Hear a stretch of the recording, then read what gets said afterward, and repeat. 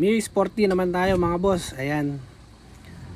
Kung ano-ano na rin ang ginawa nila. Binabada ng WD-40, brake fluid, langis. Tapos, ayan, pinagpapalunan nila dyan sa may kabila. Wala, hindi pa rin kinaya. Kaya tayo, kagaya ulit ng dati, step by step ulit tayo, balik ulit tayo sa umpisa. Subukan muna ulit natin i-press. Nainitan na naman nila yan at kung ano na nga binabad, kaya subukan natin.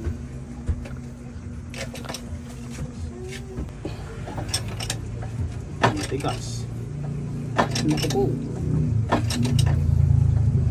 Naku. Naka. Bigay ang talaga. Bigay ang press. Leak. Tigas. Sobrang tigas. Bigay ang hydraulic hose natin. Ayan, tagas. Sobrang tigas. Ayaw. Dahil bumigay nga yung press natin, ininitan muna natin. Tapos ibababad namin sa brake fluid. Dahil yun nga daw yung magaling. Tapos ipagpapabukas na namin para babad na babad talaga. Yun na nga mga boss. Umaga na. At bari ko naman babad na yan. Tamang sounds lang muna tayo. At hintayin na natin yung mga kolokoy. Wala. Yun nga mga boss, pagkatapos namin babadan, tinirailit namin. Kaso talagang matigas talaga, ayaw pa rin. Kahit magdamag ng binabad, ayaw pa rin. Nababa po. Nababa?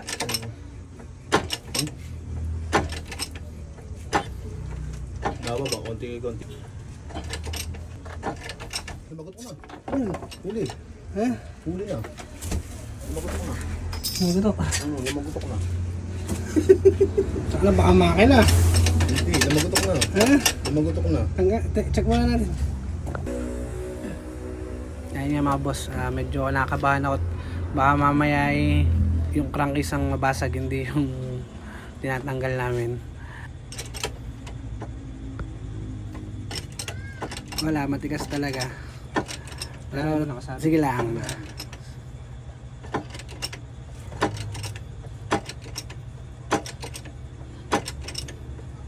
Yun!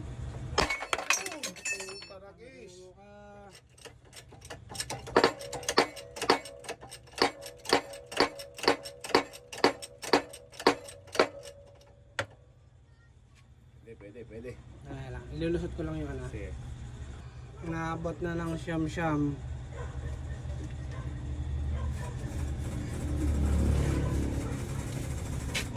Lumabas na, bayad na. Wala na, bayad na. Yan. Yung pinalawang talaga may pula. Kalawang talaga.